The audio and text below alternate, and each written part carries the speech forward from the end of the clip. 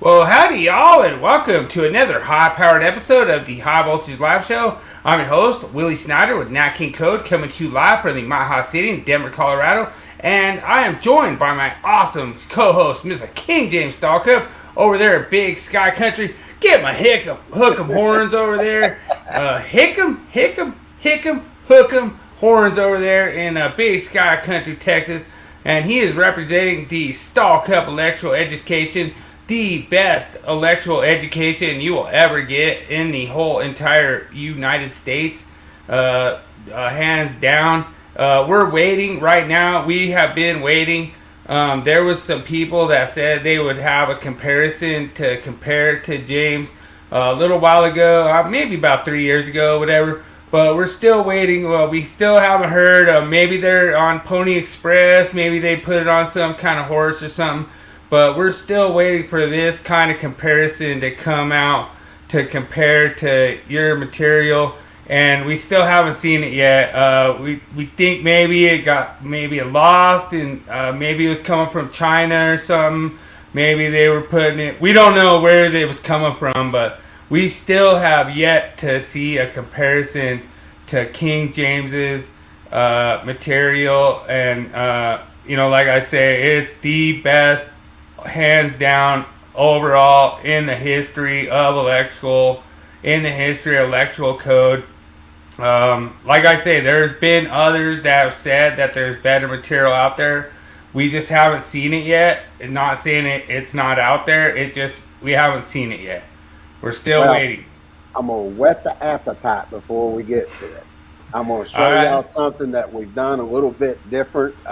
It was sort of interesting because I was showing it to Dad earlier today, and he was like, "Damn, I didn't know you could do that." And I said, "Oh yeah." I said, "I've just to let everyone know what's in my glass, it's water, H2O. So nothing wrong with that. All right, yeah. What I'm going to show you here, this is what you'll see for your new presentation. Okay, this will be the full presentation for the generators, transformers, and motors publication. And what is cool about this that we've done, I had never seen this done before in this, but you come in here and you go, I've only got 8 chapters done that are highlighted. Dude, Daniel already has his new podcast out. Dude, are you serious, Daniel? Are you really serious? Oh, man. Dude, Daniel, no, it is not moonshine, all right? So, Well, He's the cool thing about this that I really, really like is, and there's going to be some further upgrades that are going to come to this that I hadn't quite got to yet. But right. say I was looking at this, you're an instructor. Now, I am going to tell you this. I will have this eventually to where you'll have all these, you can buy them individually. So, like if I just wanted to teach transformer theory for a class, we'll have that with this type of presentation for just transformer theory. You may be wanting to teach troubleshooting motor windings and components. We'll have it for that also. But just to give you an idea, say I'm looking here and here's my table of contents and I want to look at transformer theory. I'm just going to click it. It takes you right to it. Now, just what you saw right below this slide, I'm going to have another one that is actually going to have each individual topic that you can go right to. But as you look at this, this is what the presentation is going to look like. So as you're scrolling through this, you can see it is crisp, it's clear, everything. When you throw this up on the screen, it even looks better. And and I like that. Is that showing like the Y configuration with like the 120 degree separation and everything? Oh yeah, we're even showing you the colored wires and everything. And I tell everybody, go look at anything else out there. Matter of fact, I encourage you to go look, and you will see that this has been done. We've added a lot of new stuff in here, and what our old publication, they were 2-column and everything sort of was really, it just didn't have good space and everything. Well, we took everything to a 1-column, and then we added some stuff, and we also brought in and added the answer key to it. So what you can do now 700 pages. Okay, so that's to buy the publication itself in grayscale or color. The cost will go up for that, but there's reasons behind it because we added other stuff, and plus we put the answer key.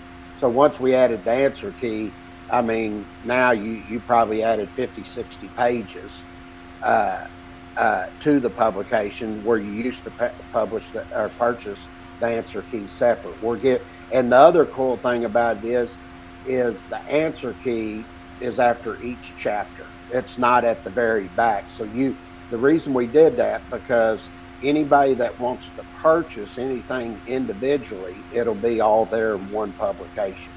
Okay. Right. And I'll show all that here in a little bit, but I'm just at this point, I'm just sort of tying in and just sort of showing you what all this looks like.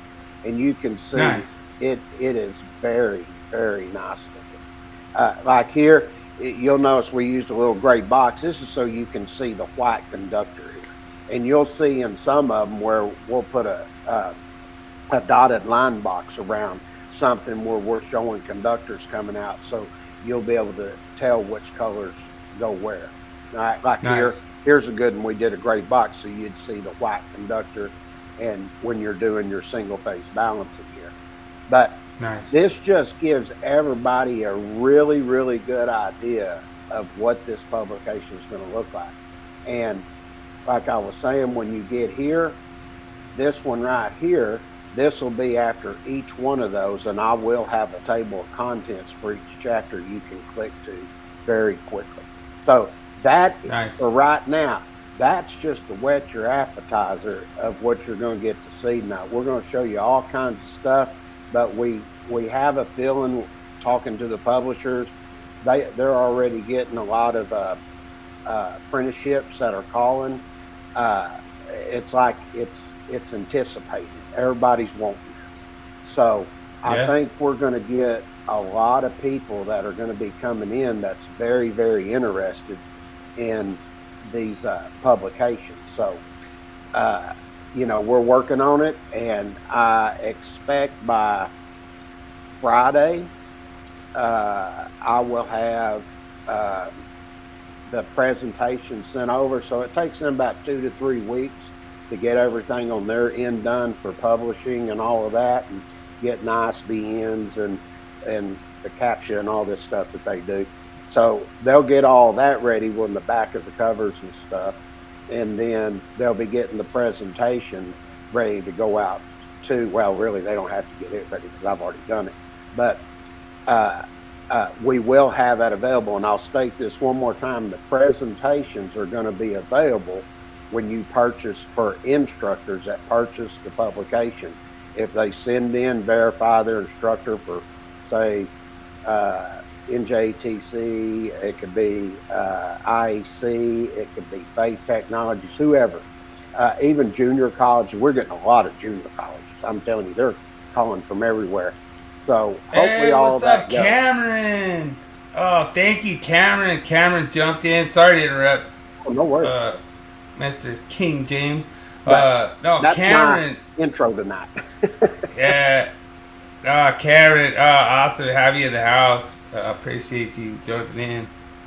But yeah, no, that's awesome, James.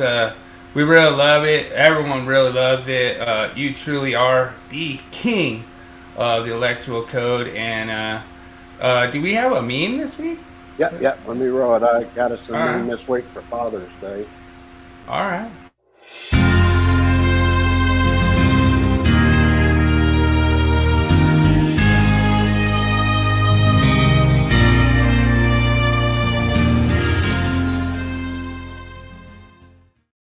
Dude, I freaking love that meme because I think about that when, like, I have to, like, suffer at the 7-Eleven getting, like, a burrito and then, you know, whatever, just, like, eating next to all my brothers out there in the electrical field. And, you know, it's that whole thing that we're suffering for our family so that they could have a really good meal at home. And, sure dude, thing. that's an awesome meme. Man, I've done that many times, eating that out on the side. I knew that would crank your tears, you know, because I knew you'd been there, Also, done that. Finding a shade spot, that was the best part of that. They were in the shade. Yep. They're out there in the heat all day. 15 minutes of shade. But, oh wow, we actually have a Giants fan. Welcome in, Giants fan. Thanks for joining. Appreciate you jumping in. Sure. It's so awesome. You got what do you got? Paul Abernathy audio this evening? Oh, dude, he says you're right for the first time ever. Oh, really? Do you want to hear about it? Yeah, I'll cue it up here. Let's see what he said. Slow it down. Because again, social media is, you know, it's part of marketing. It's what you got to do. But I think it's the irony is somebody shared something with me that basically said that James Stallcup Jr. says that we don't create anything and that we copy, use other people's material and we modify it.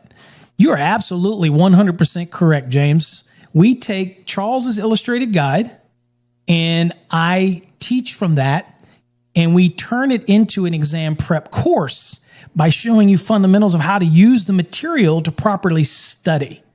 And then we supplement that every week with a live session with our students who if they choose to come. You know, we have thousands of students. Whoever chooses to come, whether they want to come for 10 minutes, 20 minutes, an hour, 2 hours, 3 hours, depending on how long we're there, and the floor is open. So you can ask me a question about anything that you're encountering within the course material that you have a question about.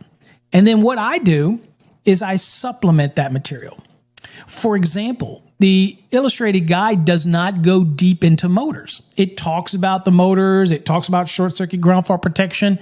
It talks about overload, but it doesn't go deep into it. So what do? I supplement that. I go deep into motors. I talk about short circuit and ground fault protection in 430.52. I talk about sizing the conductors to a single motor in 430.22.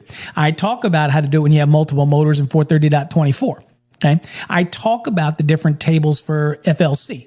Okay. 247, 248, 249, 250. We talk about lock rotor applications when we're doing fire pumps. We've had all these discussions that take the material and use that as a base. And so my program is not like everybody else's.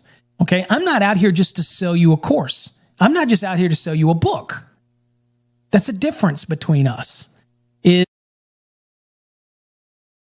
So I thought that was really awesome. I said it's a difference between us, but he doesn't say who the other person is.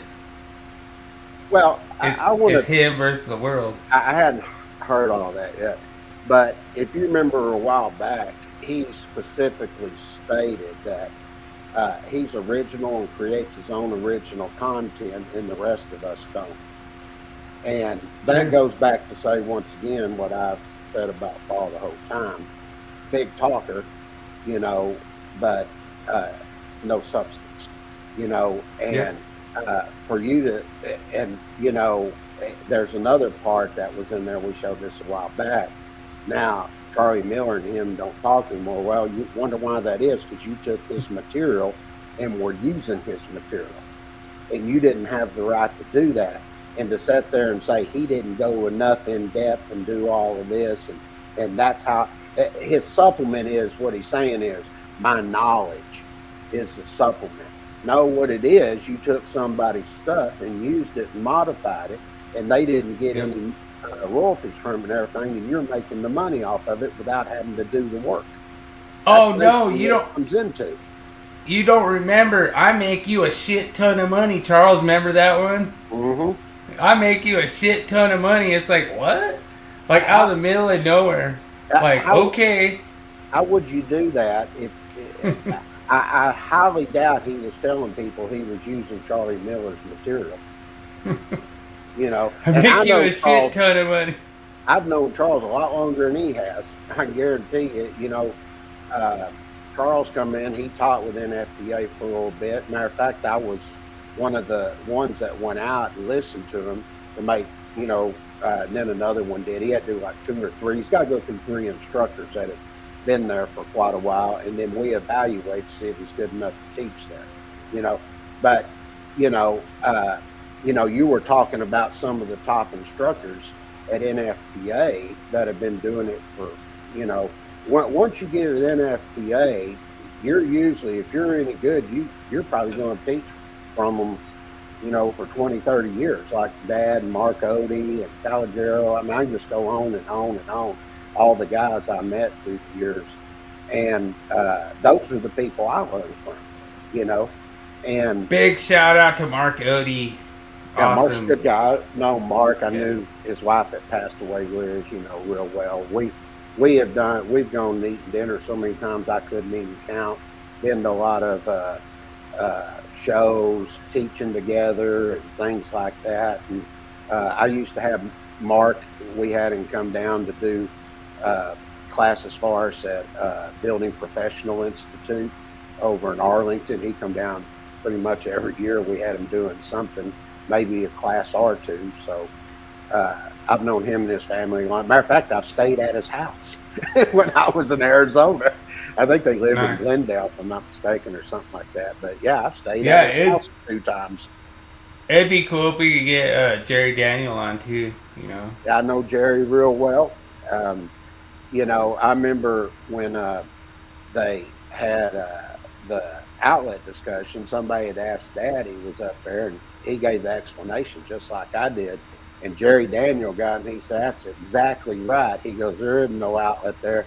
And he goes, the state of Texas will not be requiring GFCI protection for the AC. And he goes, and we actually had some manufacturers in there. And he told me, because you manufacturers, he said, in any yard on the code panel that are voting this stuff, he goes, y'all need to get your act together. He goes, because y'all are screwing up the code by what you're doing. He literally said right there. I was there. I witnessed the whole thing. I was like, damn, Jerry, you go, boy. Well, and the big thing is that literally none of these jurisdictions are going to adopt the new language if these code making panels aren't going to get it right. Mm-hmm. So, like where we're at right now, I got an official interpretation from the state of Colorado. We're on 2017 when it comes to 2000 to 210.8. So 210.8 didn't change in 2020 from a standpoint where we're at now. And then they're like, oh, well, it's going to magically change in 2026. No, it's not. So the code making panel needs to wake up. and realize if they don't change this language and get things to be compatible with Class A devices, they're gonna get forgotten. And this is going down. I mean, that's all there is to it. It's going to be interesting. I'm waiting to see. I hope to see Gopher Band pop up in here and tell me how I'm wrong, but I know he ain't gonna do it. Well, that's Jeremy. Everybody knows who that is. Yeah, but I hope y'all love the myth of the week this week, and you know, like I say, this is just a preview. That's what Go I through set the it up comments. for. Here we go. All right.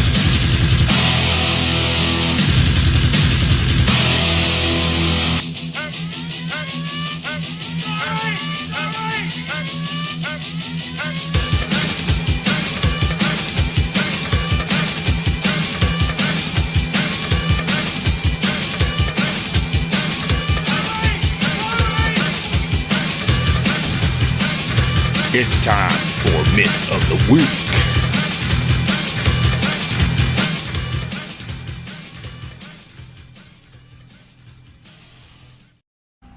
Alright, so this myth of the week is going to be kind of like set up for probably even the next couple weeks, but this is a picture this is so funny. This is a stage thing that I did, and I did everything exactly at the code minimums. So this is like a 100% code minimum, but it still passes because it's code minimum. So it's 11.9 inches, like it's the closest you can get to 12-inch support. This is not in an area that's subject to physical damage. This was a GFCI device that didn't need to be a GFCI device, not in a wet location.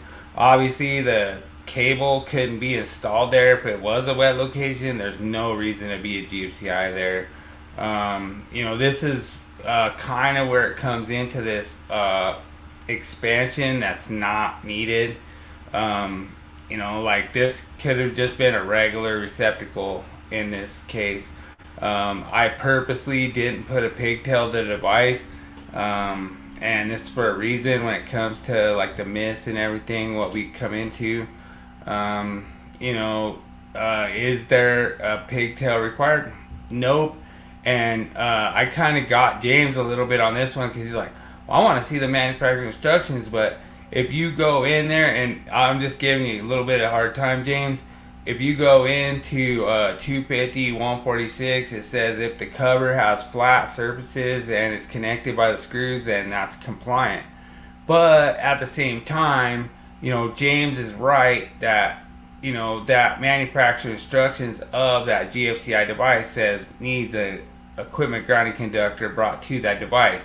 So this is kind of a little bit of a subjective myth of the week, and I was really anxious to see what James's input was on this, and here's some of the comments that we had in there, and it was really funny. What did you think, James? Pretty much exactly what we talked about. I don't want to see the manufacturer's instructions, and I know the sections and everything you were referencing, and just out of normal installation, you're naturally going to think, no, you can't do that.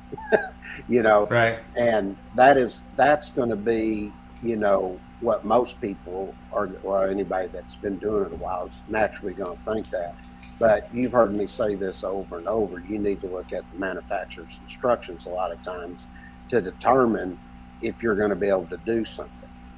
And, you've heard me state this many, many times. I've stated that when you go look at 1910.7, and it's interesting when we start this, because when it first started, and this is a good example of a type of installation, they were saying the NEC overrode the listing labeling. I said, no, it doesn't. I said the listing and labeling overrides the NEC. And, of course, I was arguing with, I think, wasn't it Ryan made statement or somebody, I don't know. And then Jeremy and all of them were jumping on it, and Ted Fritz and Tom Mickles. Right. Back and forth. And I do that on purpose, and then I drop the bomb on them.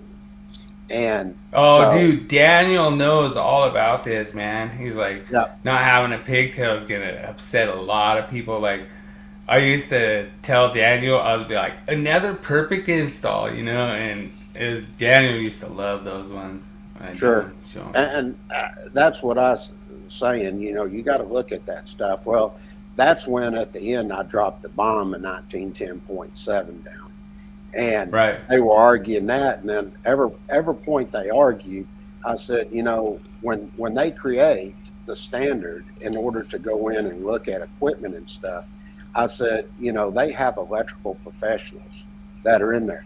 Not only they'll have people on the committee for the National Electrical Code that knows it real well, from the Canadian standards, testing standards. I mean, they got all these different people on there that take and create the standard, and then that standard for that becomes an ANSI standard, and it becomes an ASTM standard.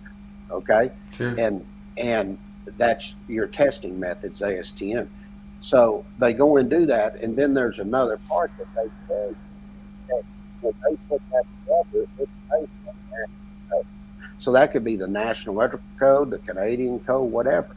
So that when they're giving a listing and labeling for the equipment, they're considering the National Electrical Code. So if they come in and tell you can do something, it's got a listing and labeling on it, and it's identified for that installation, you can do it. Period. Yeah, and if you look at that comment that's on your right hand side of your screen, I really like that gentleman's comment, and I censored out everyone's name, but I really do appreciate all the comments that's in there. He basically says that you could lose that equipment grounding conductor if you take the cover off, but guess what? You're not supposed to do that per 70E. So you're not per 70E. You're not supposed to be working on that while energized. You're not supposed to be removing that cover while energized. So that's a big thing where this all works in a trifecta where maintenance, electrical safety, and this NFPA 70 all come into a trifecta. They all work together. That's exactly right. And when you're getting into 70E, I remember they were arguing with me. I think it was Brian Rock, I think who it was. And I told him, I said, no, I said, that ain't right, brother. And I started explaining it, and I said, you're supposed to lock and tag that out. And I said, that Dude, is Daniel always must, the first point. Daniel must know all these guys, man. Like, dude, they do, Daniel. They get really mad over this for no reason. It's like, it's what you're supposed to do. Well, I've said this over and over, and I'm never going to back down from it. I think they push certain people, and there's other ones that if you ain't part of that group, they attack you. And yeah. I noticed that from the very, very start. I never had been a big social media guy, getting on the social groups and stuff. Every now and then I get on for something, but I never really got on there to comment or anything. And I probably never would have if you had me on the podcast. And I wasn't even part of the group. I actually had to take and become part of the group because I started getting these tags, and I was like, what the hell's going on here? I don't even know who the hell these people are. And they're calling me all kinds of names and everything because I disagree with something Ryan, Mike, and Brian them said, and I still disagree today. And they just went freaking nuts. And I mean, they were calling me all kinds of names. I didn't even know who they were just because I disagreed with something that was said. And that, it's like I've stated them many times. I said, y'all are like liberals, the liberal mob. You don't want to have an honest debate and explain your position. What you want to do is call everybody names and everything and try to drag everybody through the mud. And, and then when you bow up to them, then they get pissed off, and that's what gets me. Why do you actually think I'm going to let you talk to me like that and call me all these names? I'm like, you're crazy. And they got so belligerent at one time. It sort of pissed me off because I mean they were bringing family and everything into it. And I said, I go to a lot of meetings and shows and stuff. I said, I'm at one of the shows. I said, y'all are all welcome to come up and say it to my face, And they go, are you threatening us? I said, no, I didn't threaten anybody. I just said, you want to act big and bad, be the keyboard warrior on here. I said, but in real life, you probably run the other direction. Well, yeah, and you had that whole thing where we were doing one of the shows and Frank jumped on there, and Frank had some really good points. He's like, oh, so, and you made that point too. You're like, oh, so you have to have a cord and plug connected, plugged into it before it becomes an outlet. You know, so it has to be installed. The utilization equipment has to be installed before you have an outlet. Yeah. And that kind of stuff. Like that's where we pointed it out, and it gets them fired up, gets them thinking. But at the same time, they've already went too far out. That they've already walked the plank. They're already out there, and they're already hogtied and everything. So they can't. There's no time for them to turn back. Well, so, it's just like I've asked the question like 20 times now, and they just bring something else up. But I always ask them, I say, when you got cord and plug connected equipment, I said, is that utilization equipment? Sure it is. So then I ask, does the outlet have to be installed before you cord and plug connect it? Or do I have to install the outlet when I'm going to cord and plug connect it? It makes no sense. And that's why I said, when you go in and you look at 625.54, it says the outlet will be installed. It's not once you put the equipment in, it's installed. There has to be something there. And I've said this over and over, it has to be substantial. It's one of the things I've talked to them about also. I said, what is the one thing that every bit of it has in common? There's a box. And I said, go look at Article 314. I said, there's always a box. You ever notice that? Well, that's the outlet. Well, no, but you can't recondition a box, though. Mm-mm. You can't recondition an outlet either. I mean... So the whole thing that's funny, Daniel makes this point. He brings this up. We ran into this before. And he had a journeyman that was like, oh, no, you always have to bring a neutral. You always have to bring a neutral. He had a 208 volt 3-phase. He said it needed to have 3 neutrals because it was a journeyman. And he goes, oh, no, it has to have 3 neutrals. He's like, that's code. And Daniel's just like, no. And then Daniel asked me about it. And I'm like, is it a balanced load? And I was like, because if it's a balanced load, it doesn't need a neutral, Mm-hmm. But... you have those cases where you have receptacles and you have to bring the neutral there. But that's the whole thing. Daniel brings up a good point. This is where guys sit there, they try to push their weight. They try to get these people to say these things, and they don't know what the hell they're talking about, Sure. Just like the ECD boys. They don't know what the hell they're talking about. They push and push and push. And, it amazes me. I looked over and you see dummies. A lot of the new posts are created about us. Calling us all kinds of names, and they get pretty belligerent. I was like, "Oh, what's up, Worm Brothers? How you doing, sir? Awesome. Thanks for joining. Appreciate you." All right. Well, you ready to get to the topic of the week, which is all the new publications and everything? Let's do it. Everyone's waiting. Let me roll it out.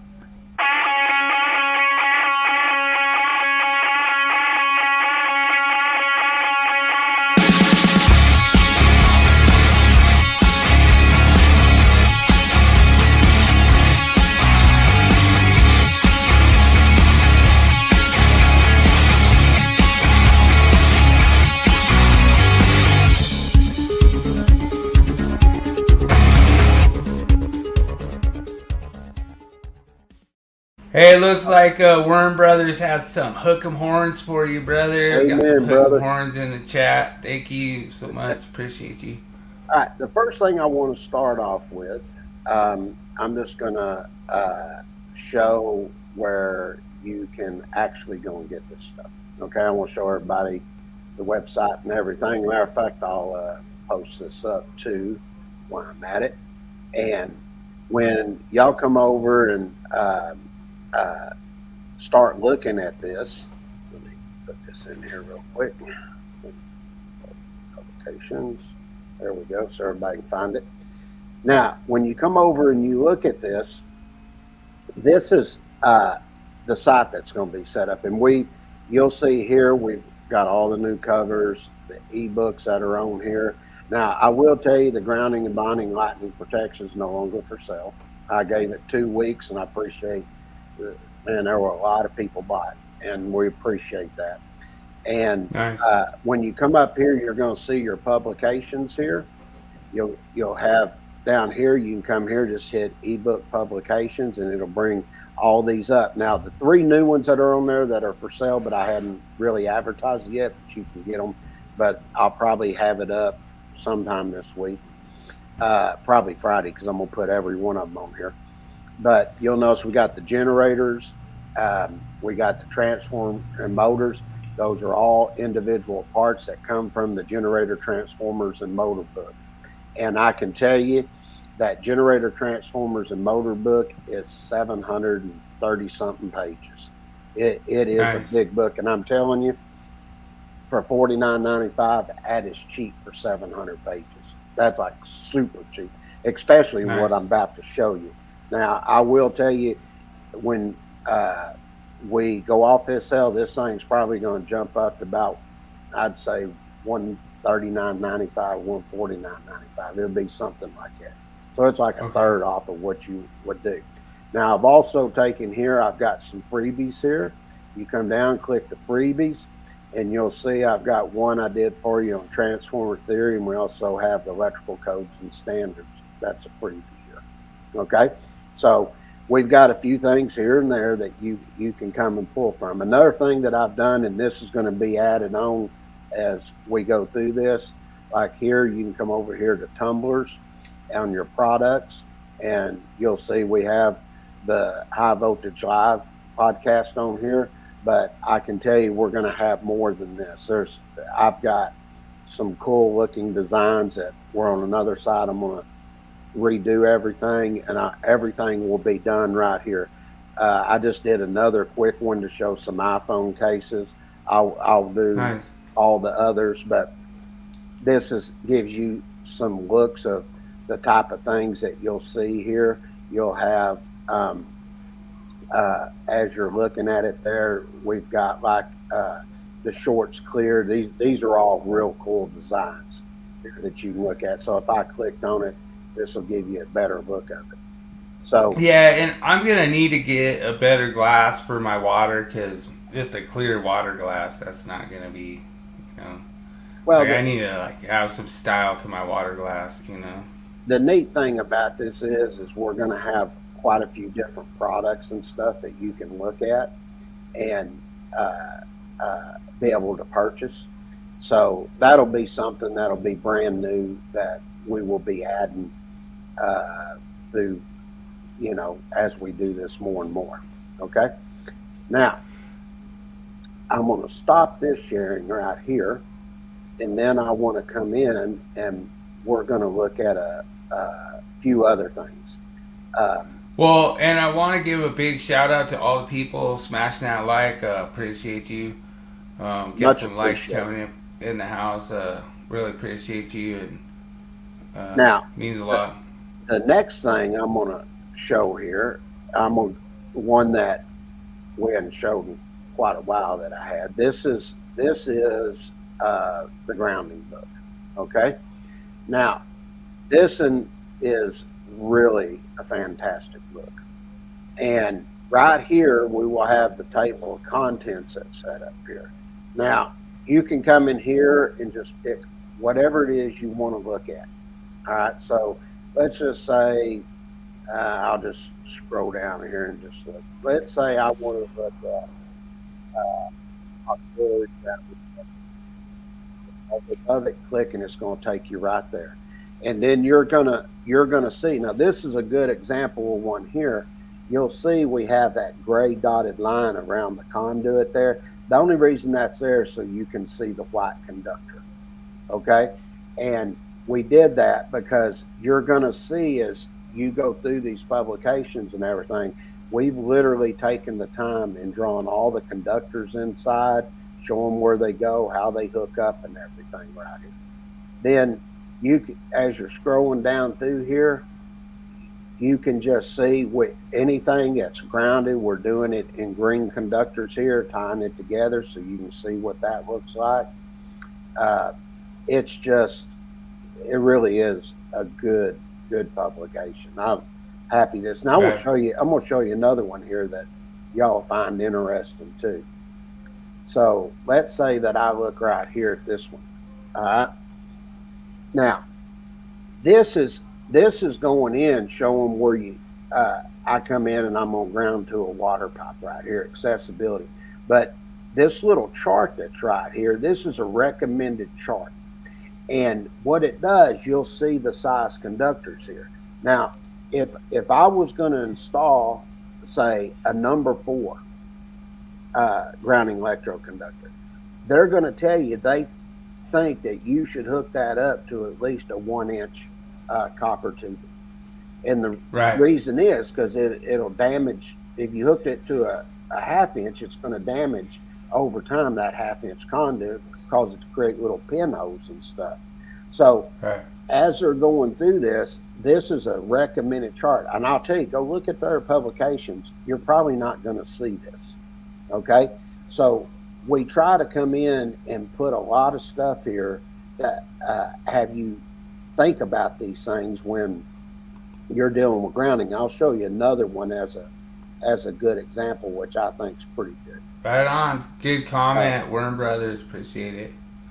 As you go through and look at this, like this one right here, we actually showed you how to come in where you're setting up for supplemental electrode, and we actually showed you how to take and determine to calculate what that amperage would be. Okay, and we're showing you here if I had a 120 volt circuit and I got 25 ohms, that's going to flow across there 4.8 amps. We're just showing you the calculation, dividing that 25 ohms into that 120 volts.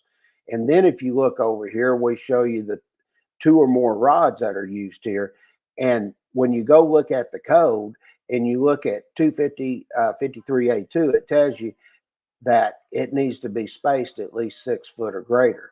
But then we also come in here and we show you recommended here with the IEEE, and say this is an 8-foot rod. Really, they say go to 12 foot, 8 foot, but then they also tell you if you really want it to be to the best so you don't impede on the circumference of the other rod, they tell you to take it at 16 foot.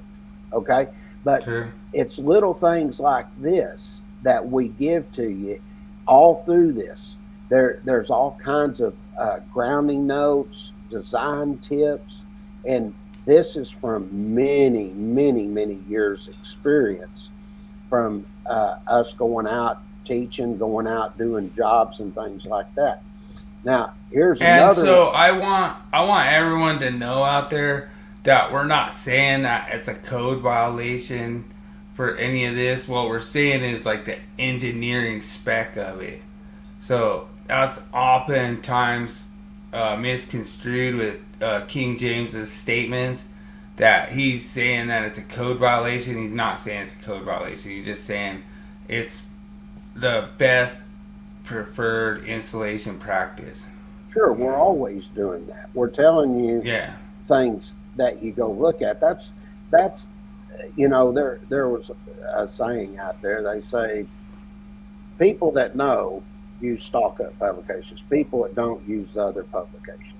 And the reason is because we go in and we tie in all the standards that would go with this of other things that you need to look at. Like here's a good example.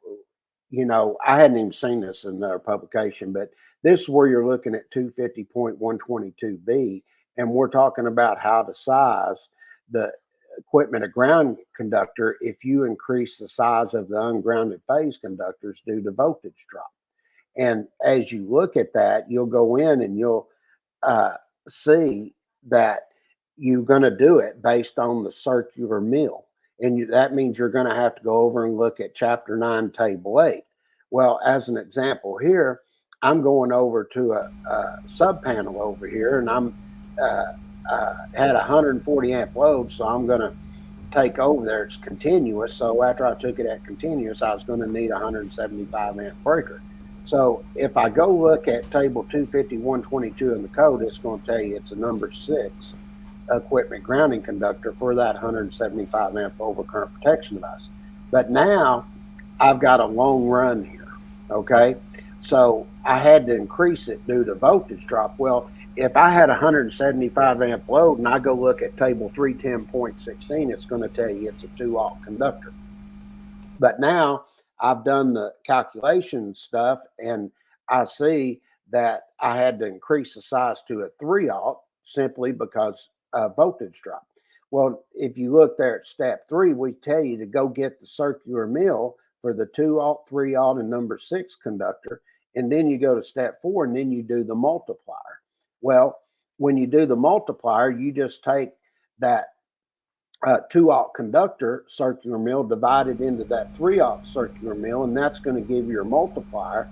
Then you take the circular mill of the number 6 and use that multiplier, and it'll give you what the circular mill is. Then you look at the table, come down, and the next size above that calculated load required me to go up to a number 4.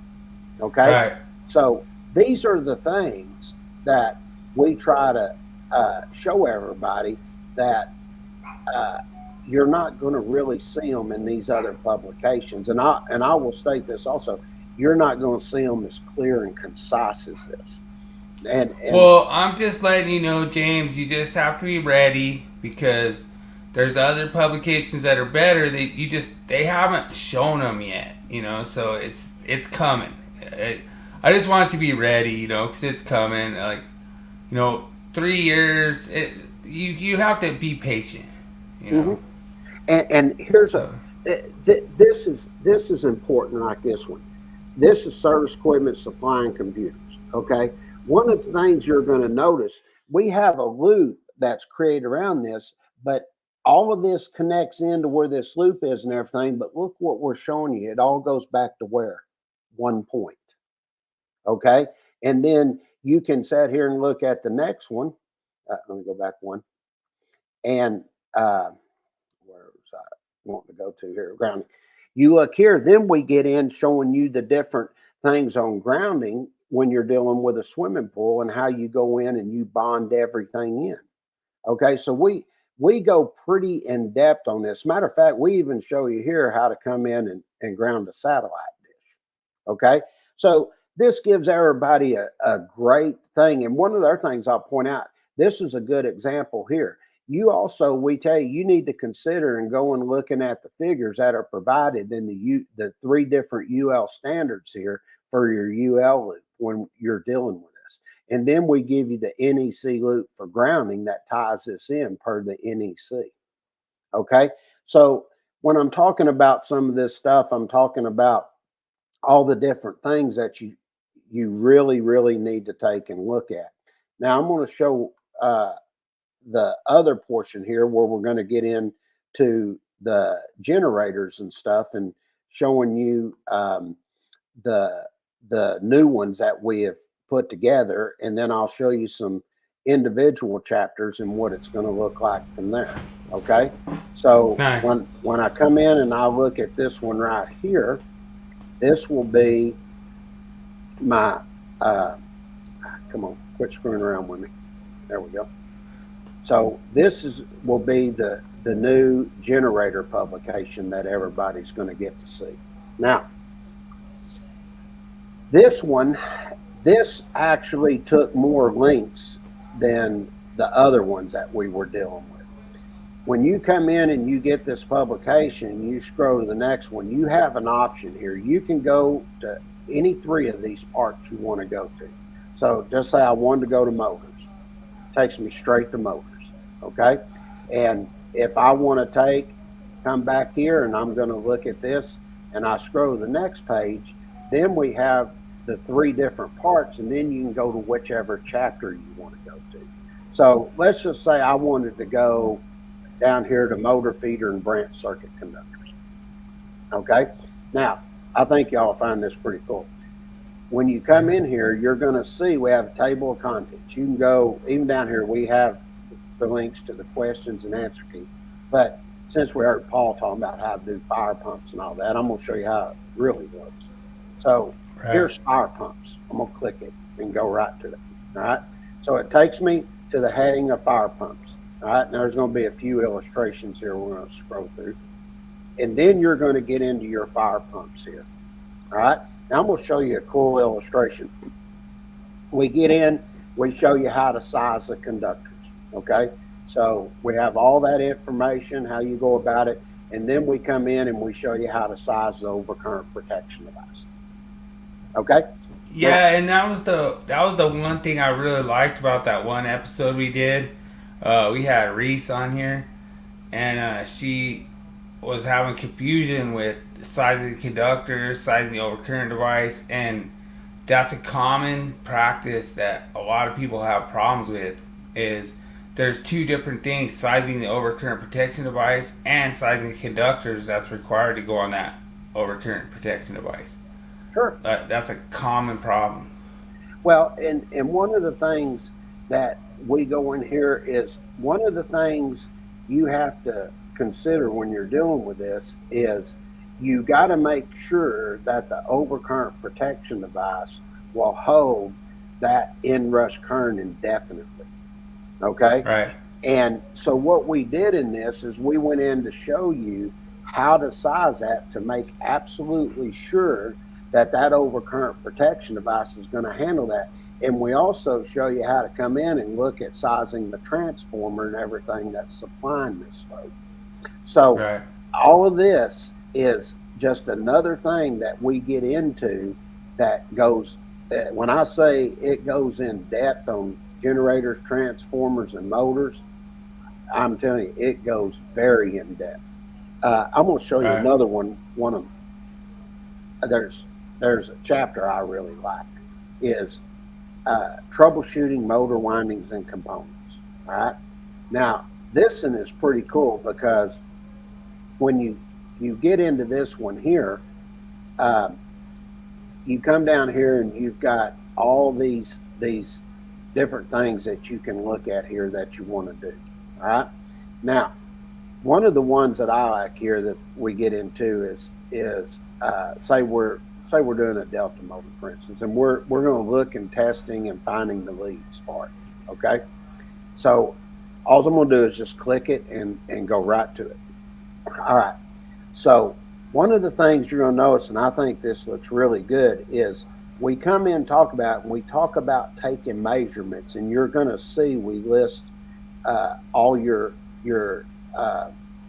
terminal numbers here. So everything is set right here, how it's marked and everything. Right now, what? So I think we already covered this, but well, no, I'm just asking you that this is a 9-point motor, right? Yeah, this is 9, and I'll show you all. 12-point motor would be different. The only thing I'm trying to point out is I want to show here. You look at the new testers, everything we're doing. We come in and tell you. And you start seeing the readings and everything and how all these conductors are tied together. And if you look at this, I think it takes you through 6 illustrations here of how you go through and look at marking all this. Okay. So now, is that with voltage applied, or is that just reading continuity? It's reading continuity across it. That way, say the motor didn't have any markings, you know how to check it in order to label the motor correctly. Okay. So even when you get back in here, you can see we're coming in and we're looking at the very end of it, and we tell you how to do it looking at rotation. Okay. Nice. Well, I So, want to give a big shout out to a couple people just joined over on Rumble, so welcome in from the Rumble side. So appreciate thank you y'all joining. for coming. And then when you come in, you just have everything that's set here. Now, I'm going to show just a couple more extra little things here, and then as far as I'm concerned, I'm done with it. So, Okay. when I come in here, I've added here where I'm just going to do an individual chapter to show you how it's going to look. It's sort of the same, Okay. but the main thing is, as anybody that's an instructor for your classrooms, you may be teaching just say you wanted to teach just troubleshooting. I'll pull that up in a little bit. But Okay. for this whole semester, you decide you're going to teach motors. Okay. I see this will be a long semester. Yeah. So No. here you can come in and you can now purchase just the motors.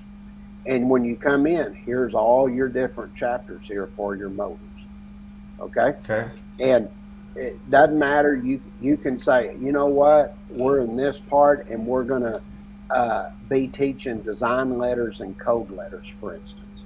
So I can come in here and just look at all the different types of motors that are here. And then from there, it'll start getting into calculating your torque values and everything. And it just really shows you all the different things that you're going to be able to committed to do just for that one class. Now, let's look at this. Now, if you want to take, and I think this is going to be very, very, very helpful for the instructors out there, is let's say that you just want to take and you've got a class, say it's y'all are going to be doing this for 4 or 6 weeks, okay, in a row. I can come in here and you can call up the builder's book and get the book for them and everything, and you just want to teach how to do troubleshooting, okay?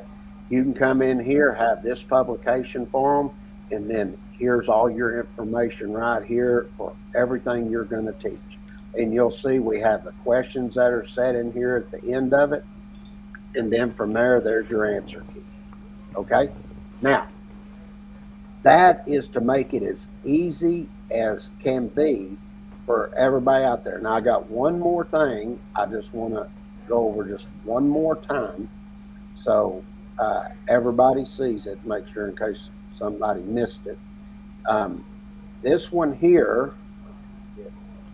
Dude, that is messed up that you're saying I miss things that you talk about. But all right, we'll pretend it wasn't me. All right. You're talking about somebody else.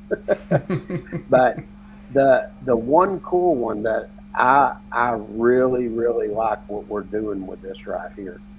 This one is where you're going to get in and you're dealing with the presentation. All right.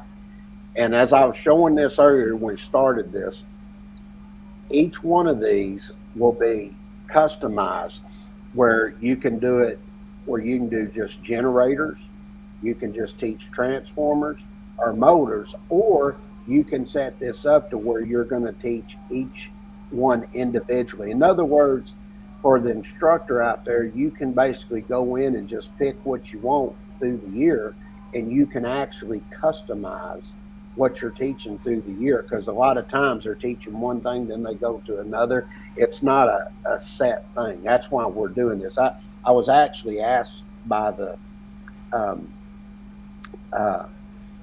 different apprenticeships if I could somehow put something like this together. So let's just say that they were coming in, since I don't have all these others, let's say they want to do transformer theory. They can purchase this individually like this, and then I will have all the categories underneath it that links to the different illustrations throughout the presentation.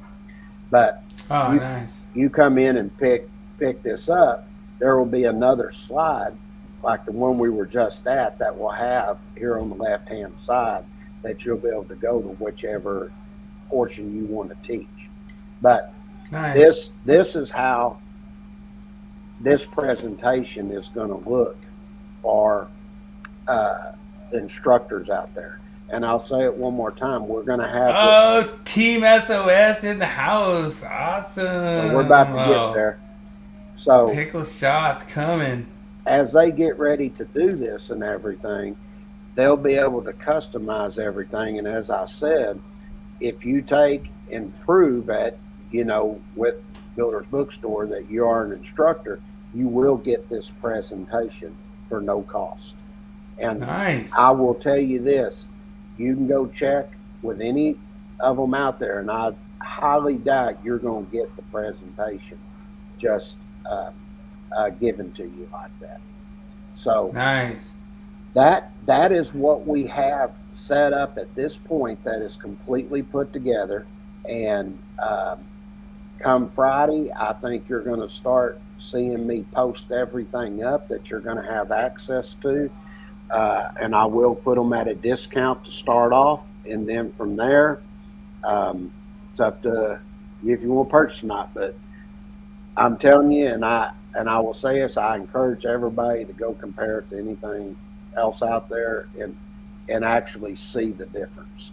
So Absolutely. that's our new 100%. publication. I'm happy with it. Dude. It's looking so good. I love how much the illustrations have just blown up, and it looks like we have some people that are trying to come up for the Willie quiz, but Cameron, awesome, and it'd be cool to get Cesar up in here. Like I say, everyone's welcome to come up and join the Willie quiz, and Looks good. Appreciate it. yeah, so means a lot. You guys are jumping in, but we'll go ahead and get the Willie quiz started. I was trying to get Adam up in here because I try to make it fair for you and Adam. I try to do half Canadian, half American, but we'll see. We'll see. Adam has a little, I don't know. He's having little issues with his browser or something joining us, but.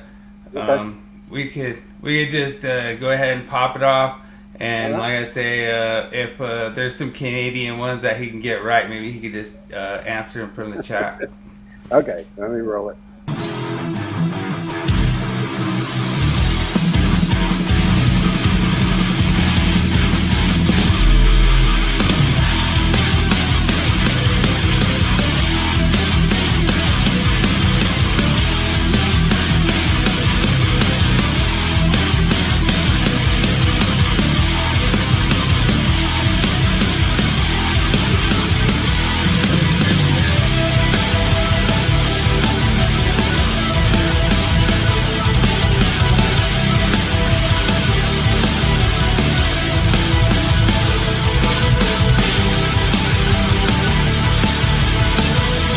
You are now entering the zone of the Willie quiz.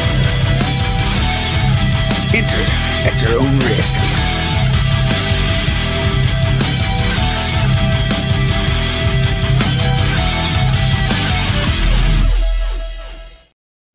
All right, welcome in, Adam. Thanks so What's much up? for joining us. I made it super fair this week. I did majority of Canadian questions this week, so Thank God. I tried to give you the advantage, since you're up in Canada. Canadian. And Yeah. yeah, and make sure that King James, like he's still on his third lap around DFW with his golf cart with the hook 'em horns on there. But like I say, he's still celebrating 27 questions in a row. Nice, But like I nice. say, I'm trying to even it up this week, and we'll see how it goes. He might get some of the American ones incorrect. We'll never know. We never know. Yeah, I know. I mean, A lot of them I guess that. I'm usually second answer. I'm usually right. Yeah. See? All right, let's get you rolling on this. Let's see what the hell Yep. you got this week. All right. So, in which Canadian city is it illegal to drag a dead horse down Yonge Street on Sunday? Is it A, Vancouver, BC? Is it Toronto, Ontario? Is it C, Montreal, Quebec? Or is it D, is it Montreal, Quebec? Yeah. Oh, Quebec City, all right. Quebec Or is City. it D, Calgary, Alberta? Good luck, everyone.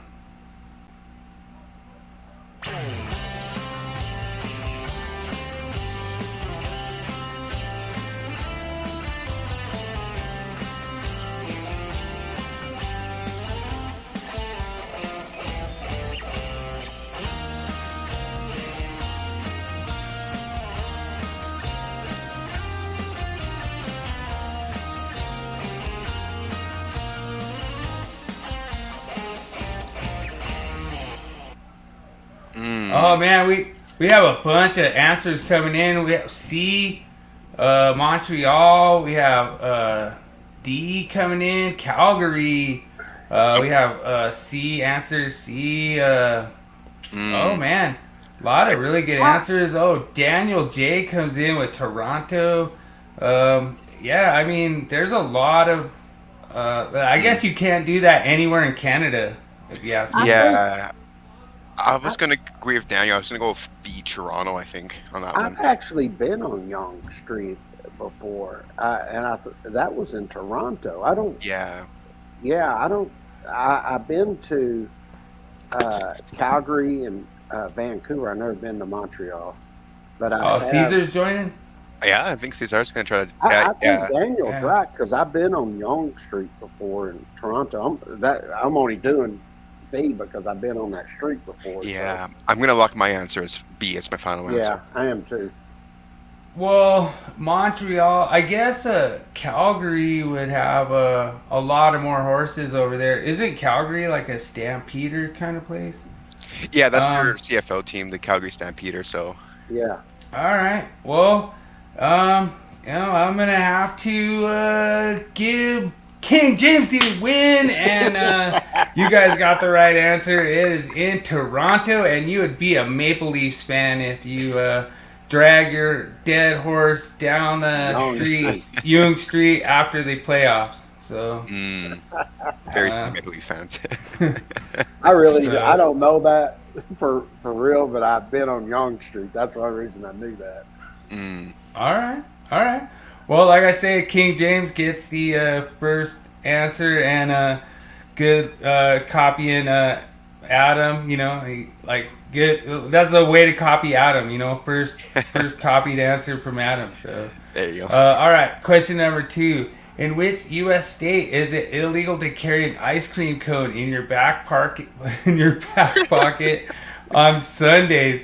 Is it A, New York? Is it B, Georgia? Is it C, California? Or is it D, the Longhorn Country in Texas? Good luck, everyone.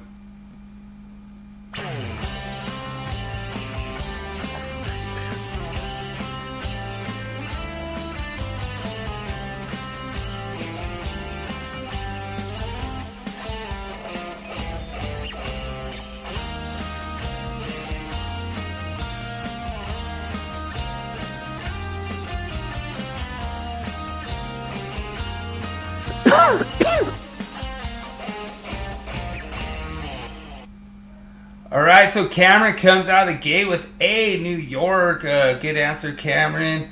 Daniel J comes out with Georgia.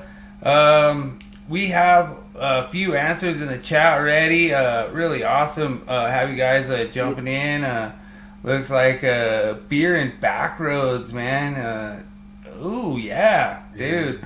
Yeah, that's gonna break some laws if that melts in the back of your pocket, but I don't know. I don't think it even says if it has ice cream in it or not, but I don't know. To me, it just here we go. Daniel J's, got had too much of that moonshine.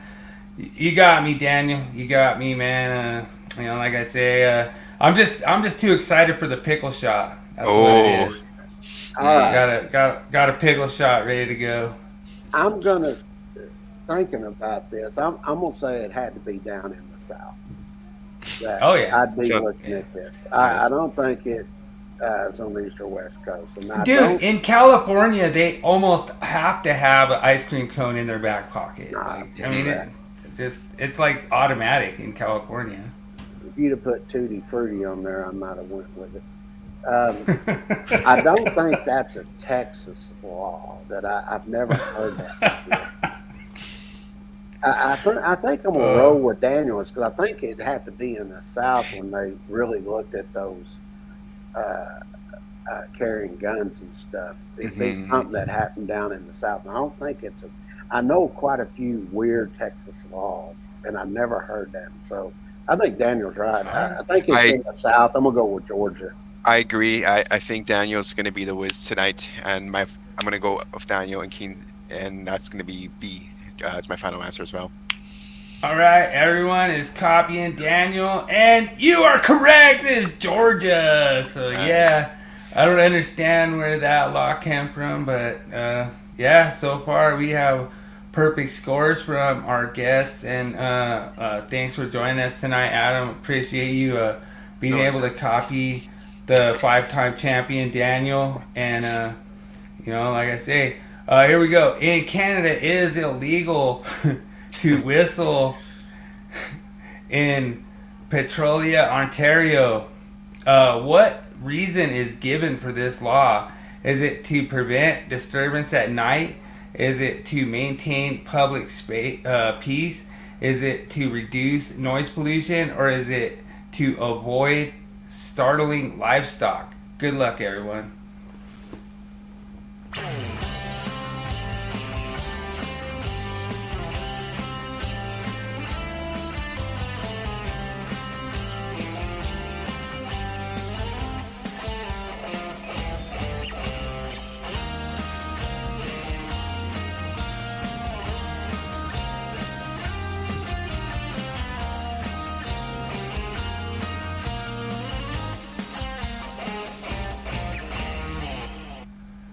Oh, dude, Team SOS has C to reduce noise pollution.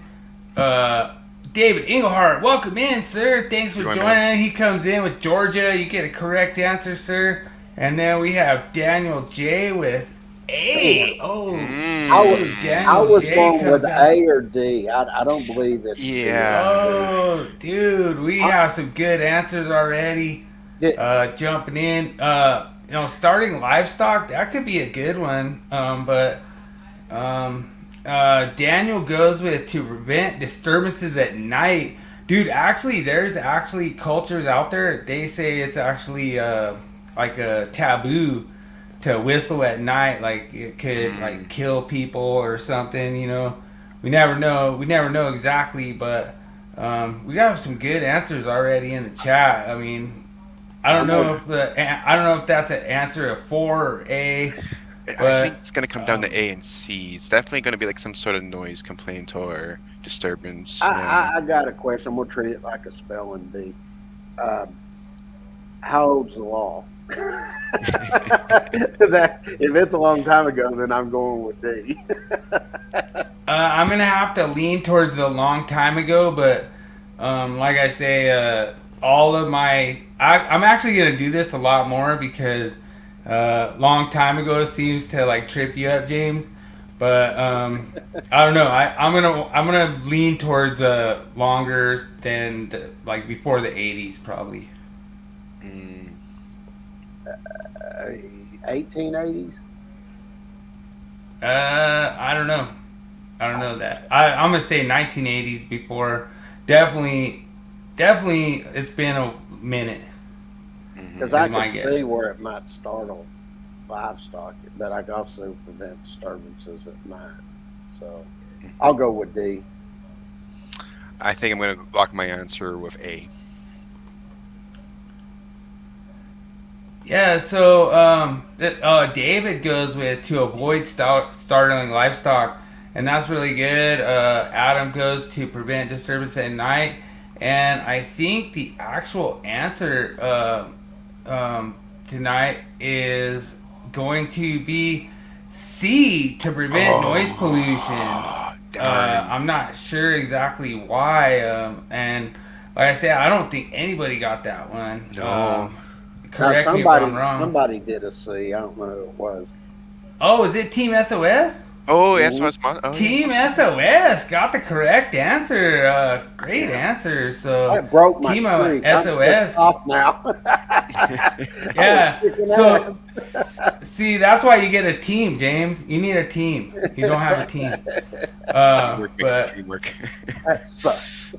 Yeah. So we're gonna give Team SOS. We'll give him 1.5 points. So. It wasn't happening. Good answer. So, yeah. So, all right. I know this one. So, in which U.S. state is it illegal to wear a fake mustache and cause laughter at church? Is it A, Alabama? Is it B, Louisiana? Is it C, Massachusetts? Or is it D, Oregon? Good luck, everyone.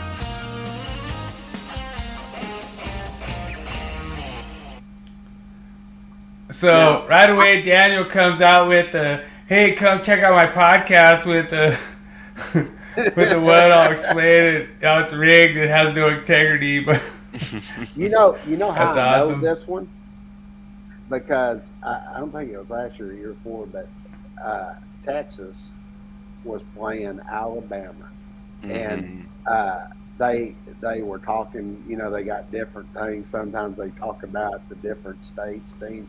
And they actually said this and said it was illegal to wear a fake mustache in Alabama. Really? Yeah, they did on a podcast. That's how I know it. Yeah, I was the moment I read this Dude, question. are you gonna believe that, Adam? Are you gonna believe that? No, I think I would, because I read this question and right. right away this cries Alabama, like they're a Texas team for sure. Fought himself. Yeah. I don't know. To me, it seems like more like a Louisiana thing, but I don't know. I mean, No, it's Alabama because I heard it on a podcast. I mean, I guess Daniel's gonna copy you. So. James on this one. It does cry Alabama to me. So my final lock will be A, Alabama as well. All right. Well, everyone gets a win because that is correct. Nice. I just was like, what? Like when I read it, I was like, no way. I was like, nobody's gonna copy Daniel's answer of A, and then, dude, nobody's gonna listen to your podcast, Daniel, about how my quiz is rigged. All right, so nobody cares. I actually had the explanation of how I knew that one. I know. Yeah, nobody's gonna listen to your podcast, Daniel. All right. So in Canada, there's a law that makes it illegal to challenge someone to a duel. This law is part of what act? Is it A, the Criminal Code? Is it B, the Civil Code? Is it C, the Public Order Act? Or is it D, the Municipal Act? Good luck, everyone.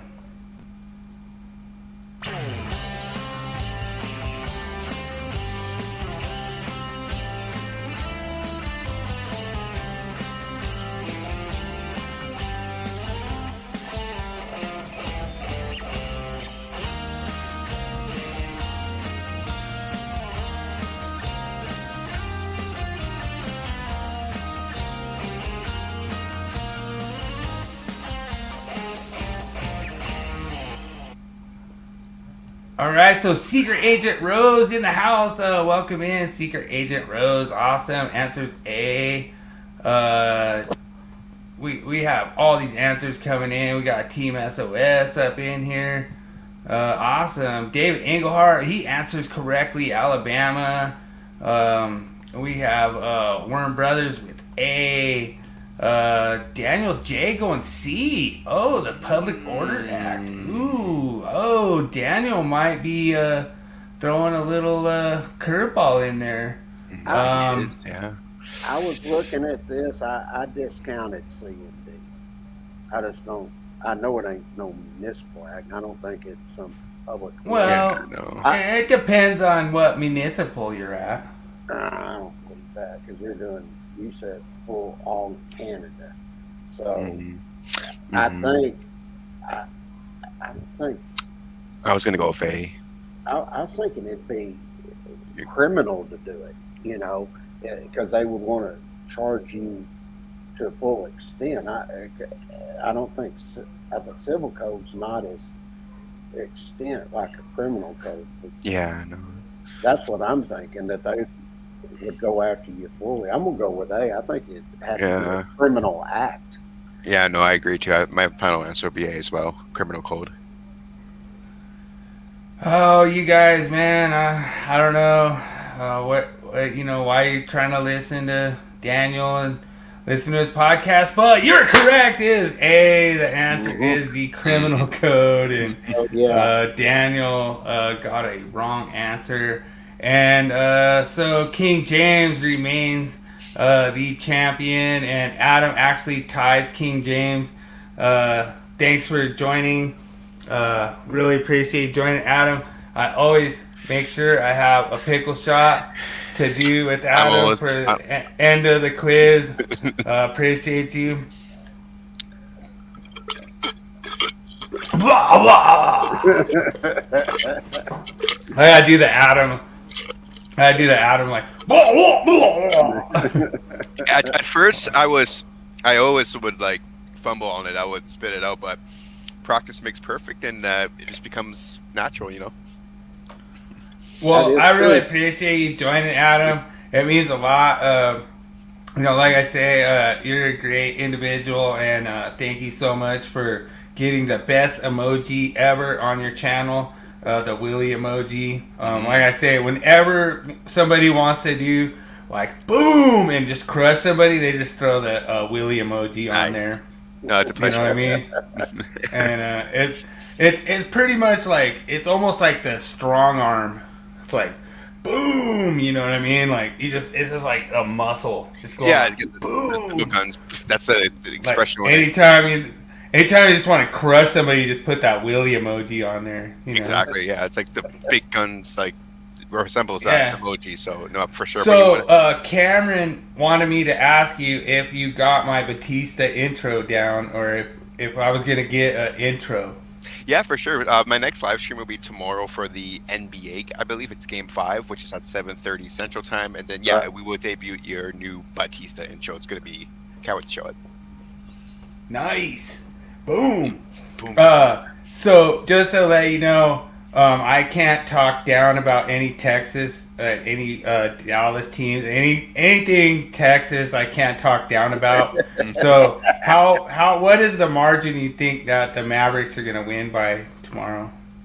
I think Celtics will wrap it up. It's funny because NHL and NBA, they have the same script going on right now, if you know what I mean. Like Boston Celtics and the Florida Panthers win their first 3 games. I'm like, oh, surely it's going to be an easy sweep. But then, no, now the Dallas Mavericks and the Edmonton Oilers won their Game 4. So I'm like, I wonder if the NHL are copying the scripts of NBA here, or So we'll see what happens tomorrow. I would think on paper the Celtics should wrap it up tomorrow, but in case the Dallas Mavericks win it tomorrow, I think we're going to have a very interesting NBA series, same as the NHL, in case Edmonton wins their next Game 5. I believe it's on, is it Wednesday? I think it's, I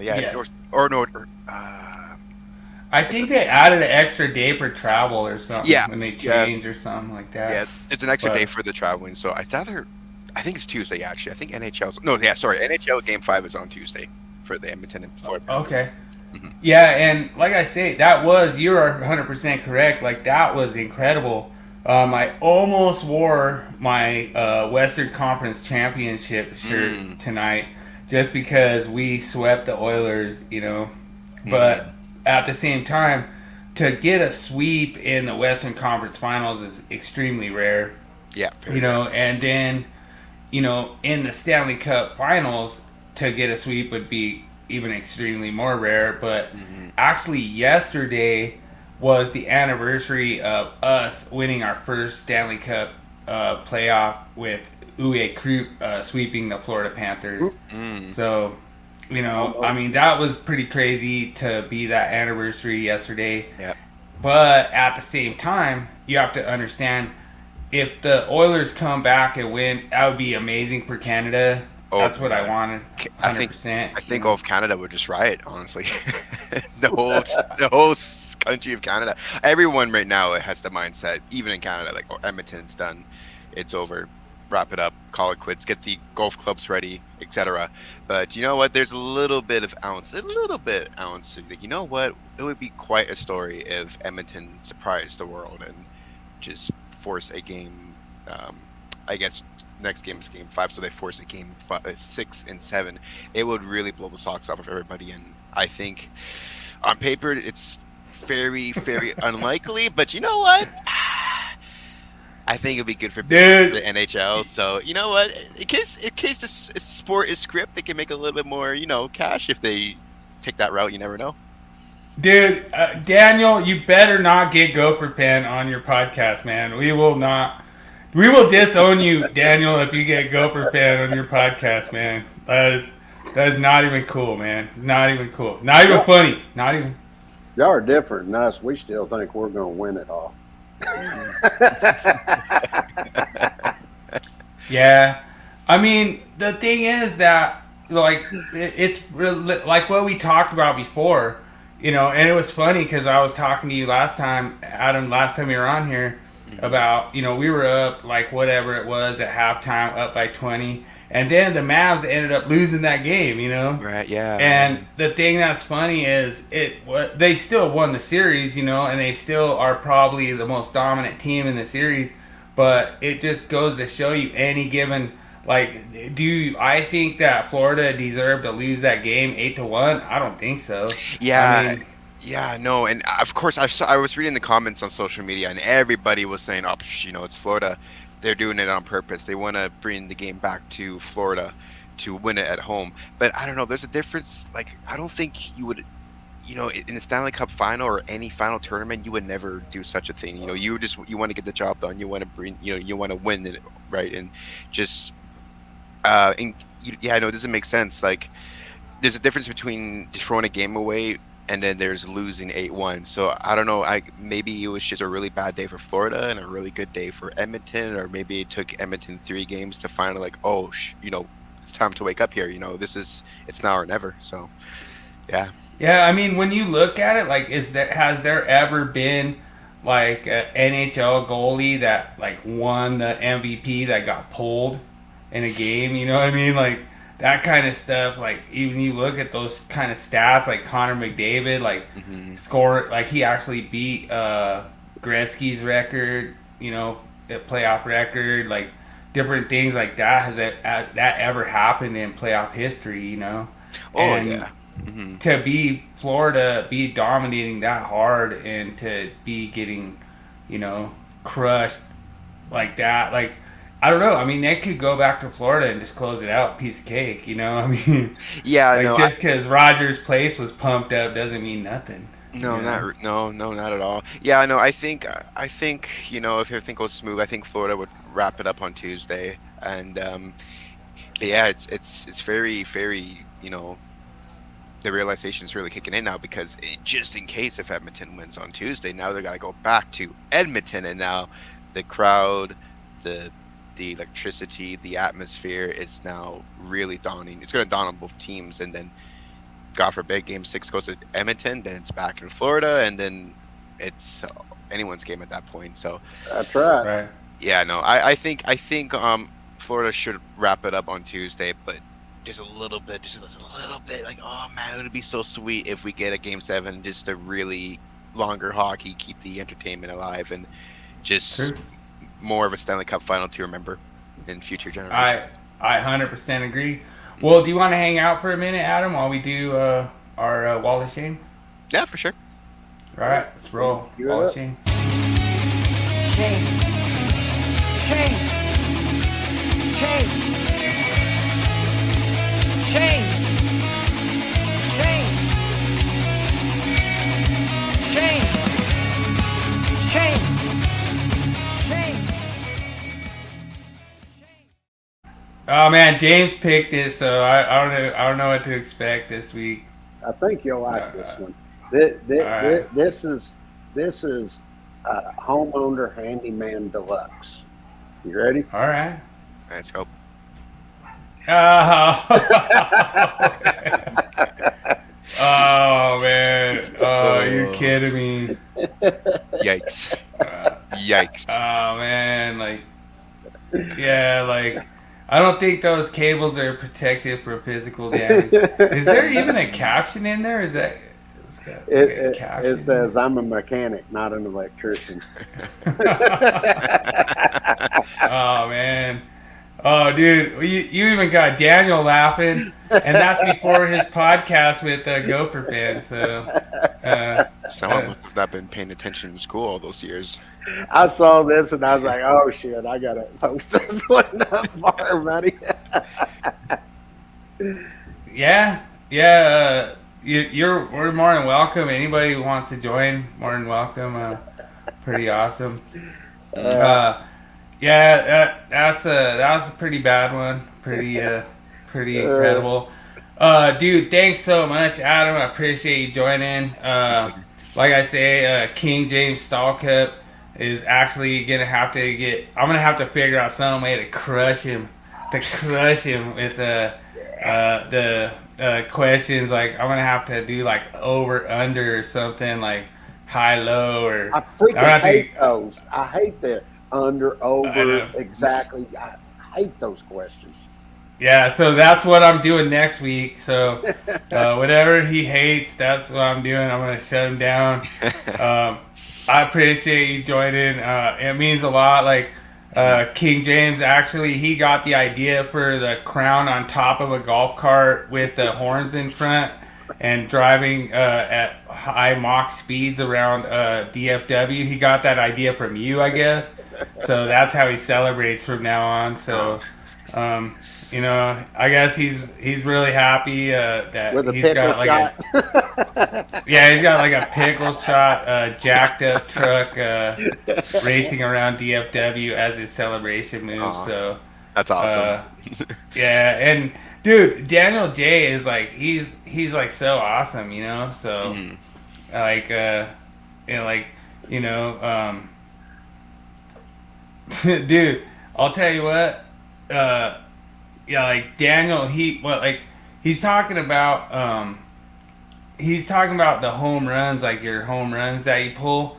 So he just pull the home runs back to that device, you know what I mean? And then you're done for the day. You just call it a day, So Daniel knows how to make it like an easy day. Don't even have to pull them back to the panel. Just pull them that box and then just plug them in and call it a day, But he knows how easy it is to have like an easy day and not have to like work hard, just don't have to pull your home runs. And then you know what James knows, you just call it an outlet and then you just say, hey, I pulled him back to the outlet, and you're all good to go.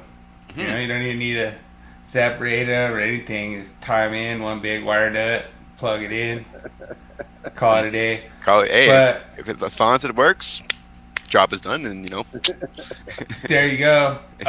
Dude, I really appreciate you hanging out with us, Adam. Thanks for showing up every week. Means a lot. We've always enjoyed having different guests on every week, and I'm glad that you copied King James's answers correctly this week, and like I say, I'm glad that King James was able to copy your answers from the Canada side, and like make sure that we're all on the same page, but I'm gonna try to put them together to make it fair, to where we have like some Canada answers and some America answers, to where give you a little bit of a leg up against King James, because he's got a little bit of an attitude when it comes to knowing the America answers. You know what I mean? Like we gotta like put him back in his place a little bit and kind of do a little bit north of the border, kind of get some stuff, kind of even it out. You know what I mean? Like not have so much of that hook 'em horns. Like I have to give him his hook 'em horns. We have to give James the hook 'em horns, but at the same time, it's like this year I've answered a lot of questions this year, right? we have to give him the props on this, and I want to say thanks to everyone for giving us all the likes tonight. Thanks so much for smashing that like button. It means a lot, and thanks so much for like Team SOS showing up. That is so cool, man. Mossy said, Adam, is the overlay done for the stream? Yeah, the new overlay will be ready to go tomorrow, Mossy, for tomorrow's stream. But thanks for checking in on that. Nice. Well, we appreciate it, and like I say, thanks so much everyone for joining. Thanks so much Cameron. Thanks so much Daniel J.